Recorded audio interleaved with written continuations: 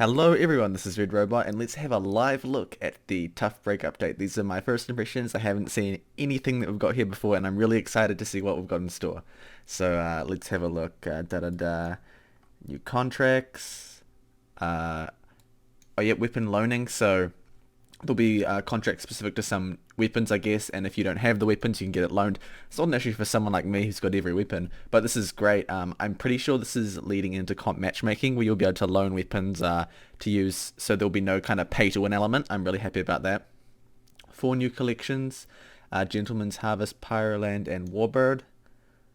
So this is the Harvest collection. Now, I was looking to get a new scattergun.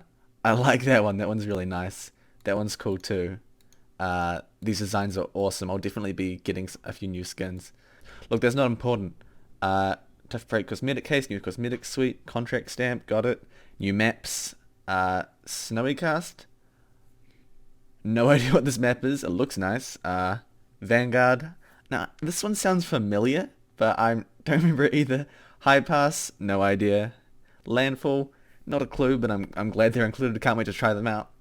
New taunts, yeah, these were leaked quite early. Got Man Robics, Bad Pipes, Bucking Bronco. And the gameplay changes.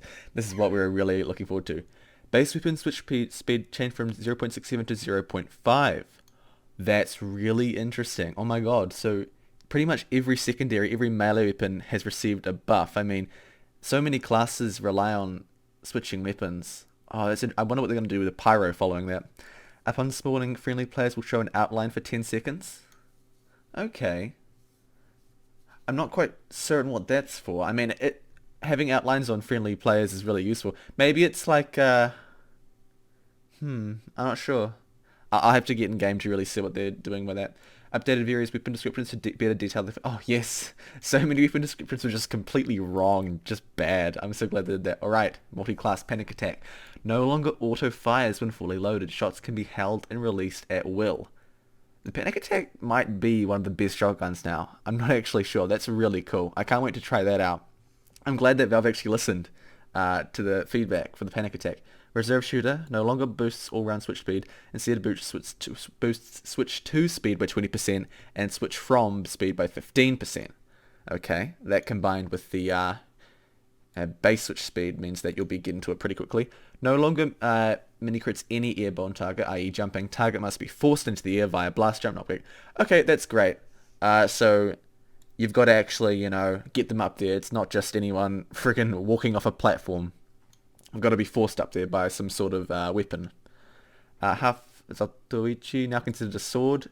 Increased holster and deploy time and increased range. Honor bound change deals 50 self damage if... Oh, okay. So it does 50 self damage if you put it away without getting a kill. Cannot be holstered if you're below 50 life. Well, obviously that would be terrible.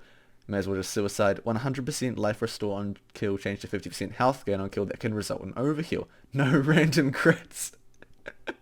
What a change. Scout. Pretty Boy's Pocket Pistol increased health recovering hit from 3 to 5. That's a huge change. I wonder if it's actually going to be good now. I can't wait to try it out, especially with that new increased switch 2 speed. Man, already so many awesome changes and we're just on Scout. Mad Milk, extinguishing the ally will reduce cooldown by 20%. Oh, that's actually really cool.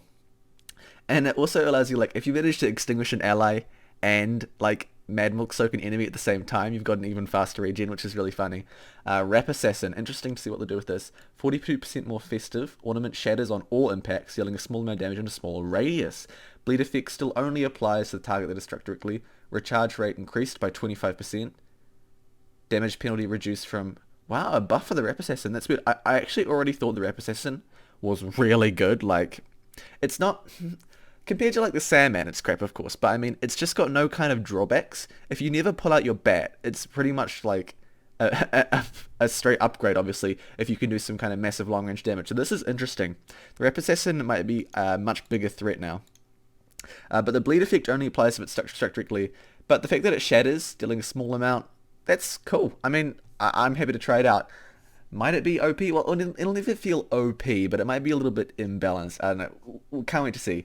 Biggest Bazooka, decreased blast radius, yes, by 20%. Biggest Bazooka was one of the best weapons in the game. I was never any good with it, but from watching players like Cirky use it, it is insane. Conqueror, doubled health regeneration rate. There's got to be some kind of drawback with this. Regeneration rate is now decreased if the player has been recently damaged. Oh, that's awesome. So it's like the medigun, how it doesn't heal at max rate whenever you've just been injured. That's awesome. Hopefully this puts the black box conch soldiers to rest a little bit. Base jumper removed hidden property of updraft when on fire. No, this is terrible. Why would you do that? Moving on, Market Gardener added 20% attack speed penalty. Now, I love the Market Gardener, so this is going to seem pretty lame, but it's actually a good thing. There's going to be no random crits in comp matchmaking, so it's actually good for it to have a kind of downside compared to the shovel. Airstrike reduced blast radius by 20% when rocket jumping, 28% reduction when compared to stock. Good. So the airstrike's now got a pretty big downside when rocket. That's interesting. I wonder if you could just use it on the ground like an 8-clip rocket launcher. We're going to have to find out, but the changes for soldiers seem pretty interesting. Alright, sniper, cleaner's carbine. Reduced firing rate penalty from 35% to 20%. Added a crikey meter, which is filled by dealing damage. Mini crits no longer activated by kill, but can instead be activated by the alt fire when the crikey meter is filled. Okay, so they added just pretty much the same treatment they gave to the Hitman's Heatmaker. So you can fill it up. And friggin' that firing speed buff, that'll be great. It might actually be kind of usable, because you camper quadrupled health regeneration rate, and it's been decreased as recently damaged. Alright, so yeah, I think that kind of change of a heal that will increase if you're not in combat is a really good way of dealing with these regeneration weapons. Girardi, and the same thing, extinguish an ally now reduces the cooldown, so you're not as punished for putting out teammates. Nice. Pyros like to collect rainbows. Extinguishing a teammate will now return 20 health to the pyro. That's awesome. Consecutive air blasts will no longer prevent enemies from air strafing until they touch the ground. Yes! No, we're getting stunned in the air. That's amazing. The base flamethrower's damage fall over distance have been decreased, resulting in higher damage output at range. Pyro, here we come. So that's the base flamethrower. I can't wait to try it out. Like, actually being able to play with the flamethrower and dealing decent damage. Degreaser. No longer boosts all-round switch speed increase. Instead, boosts switch to speed by 60% and switch from by 30%. Remove damage penalty, increased air blast cost by 25%, and increased afterburn penalty from 25% to 66%. Yeah, the way the afterburn penalty was kind of weird. Like, I think it does a little bit less damage, but now it's going to be doing barely any. The degreasers, that's a serious nerf, but it seems like a big buff for the flamethrower. The flog, remove 10% damage penalty when activating for the taunting pyro game's temporary invulnerability and immunity to knockback effects. Whoa, I guess if they're going to buff the base flamethrower, you need to, help all the rest of the flamethrowers at the same time. Extinguisher, properties changed. 100% chance to crit against burning targets, nice.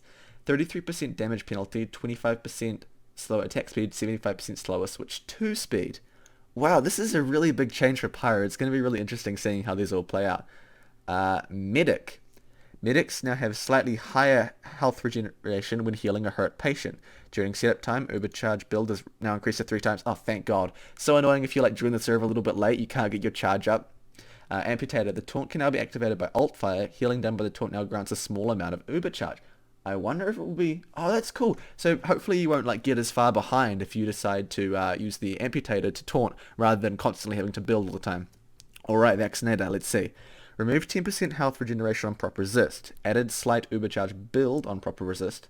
Oh, that's interesting. Increased ubercharge rate from plus 50% to plus 67%. Reduced overhealed ubercharge build rate penalty to 33% from 66%. Thank God, you built it so slowly when a target was overhealed. As this penalty is applied after the base increase, healing an overhealed patient is now 33% more effective. Crusader's Crossbow, healing a player with an arrow now grants a small amount of ubercharge. Oh, I wonder if we'll be able to use that with the Sentry Heavy tactic, where you fire crossbow bolts at a brass beast hero from long range. I wonder if that could build uber quickly. It says a small amount. I don't know if that will like scale with how much you actually heal. It might not. We'll have to find out. But man, that's super cool. Quick fix. Fixed case with quick fix overcharge. Players could still be affected by certain knockback effects, and players can no longer capture objectives while under the effect of quick fix overcharge. Oh, that's great. Quick fix was so broken when it came to capturing objectives. Okay, spy. The HUD cloak meta now displays motion and feign when the cloak and dagger and dead ring are equipped respectively. Oh, okay, I guess that's just a little UI change that'll make things easier for new players. Dead Ringer, initial damage reduction when feigning death increased to 75% from 50%. Yeah, I was having a pretty easy time killing Dead Ringer spies. I mean, it's a small buff. They're still a bit annoying to play against, but they're definitely nowhere near as OP. I mean, I'll accept a small buff to Dead Ringer, that's fine. Spicycle fixed a bug where ammo packs from dead players were not filling the Spicycle meter. Fire immunity shield no longer appears when the fire immunity is triggered. That was funny when the spy would pop up with a friggin' vaccinator shield whenever they got set on fire. Okay, heavy. Oh, nice. Changes to heavy melees. Fist of Steel. Removed deploy time penalty. Added penalty of increased holster time by 100%. Oh, nice. So you can pull it out to avoid damage, and that the base increased speed, switch speed, means you can use Fist of Steel far more effectively. But it does get put away slower, so you can't go from defending to attacking as fast. So that's a nice trade-off. Gloves are running originally. Yes, increased holster time penalty. That is great. The gloves needed a nerf. Warrior Spirit now heals 50 health on kill. Damage received in doubt increases by 30%? What does that mean? So damage received and dealt. Okay, so you're going to be... I wonder how much damage that's going to do. I'll have to work it out. And remove the health penalty. Oh, nice. Eviction Notice now provides 15% move speed bonus. Oh, nice. Man, that plus the stake? Will that stack? Oh, I can't wait to try it out. Demoman slash Demo Knight. I like how Valve's kind of acknowledging how big Demo Knight's become. Shield Bash now deals damage at all ranges scaled by distance. Okay, so is that like the further away the more damage? I hope that's how it is. Melee damage boost after Shield Bash is based on the amount of charge consumed. Now provides a mini crit at 25% depleted and full crit at 60%. Okay, so you actually have to do a decent charge to get a crit now. Charging now removes debuffs on Demo Knight, bleed, fire. Oh, okay, that's a nice way of doing it. It was a bit annoying being on fire with like the splintered screen or the tide turner. All swords, especially when the tide turner would like lose the charge because you are taking damage from the ticks of fire while you were charging. All swords now have a slower deploy and holster speed compared to base weapons, in addition to their increased melee range. So that's a slight nerf to the kind of sword, kind of quickie bomb, kind of pipe, shield, sword loadouts. I like those, but I mean they were really strong. I'm glad to see a little bit of a nerf there. Splintered screen removes the ability to deal charge impact damage at any range. Now native to all shields, because yeah, they all do that. Now increases recharge rate by 50%. Increased blast resistance from 15 to 20. Oh, jeez. If you increase charge rate 50% on the splintered screen with the Persian Persuader, you're going to be charging all the time. Now gains a mini crit instead of full crit on charge bash with a tide turn. Oh, that's a big nerf. I guess on charge bash, but does that mean you can still get the full crit at 60% depleted with your melee damage boost? I think so, I'm not sure. We'll have to try it out once again. Charge and charge nerfed, yep. And remove fire immunity. Cool. That's the little change that was leaked, I think. Well, not leaked, but they accidentally released it earlier on. Claymore. Remove charge duration bonus. Now restores 25 health on kill. Removed health penalty. Now increases damage taken while active 50%. Ah. Honestly, I don't really like that change. Now I guess the demo's got like a black box. Demo Knight's got a black box sword, but I really like the increased charge range on the Claymore, so that's a bit of a lame change in my opinion. Persian Persuader removed ammo pickups, granting health instead of ammo. Added penalties of reduced primary and secondary ammo. Ammo pickups now replenish charge. Now gains a charge meter on hit. Now gains charge meter on hit. Okay. Does that mean it still has its faster charge regeneration? I'm not sure. Once again, we'll have to try it out. Quickie Bomb, fizzle time increased from 2 to 4 seconds. Nice, so you better actually put kind of temporary traps up if you're being followed. I already did that with the Quickie Bomb, but having 4 seconds of time means that people kind of won't expect them to last that long, at least initially. K-Bear, base melee damage increased from 35 to 55. Add 20% fire rate penalty. Because you're going to be swinging that all the time, right? Added 100% switch 2 time penalty. So it's going to be doing a bit more damage now. The Caber's in a sorry state, but what are you going to do? Alright, Loose Cannon. Reduced projectile speed. Now a visible attribute. Reduced... Okay, because I don't know if it said before that it had a faster firing speed, but it definitely does. Reduced cannon impact damage from 60 to 50. Damage also scales with the distance. Okay, because most grenade launchers have, like standard damage that it'll deal impact regardless of range, but now this has been nerfed a lot. And reduced knockback from cannon hit. Cannon's strength is now similar to air knockback strength rather is similar to air blast.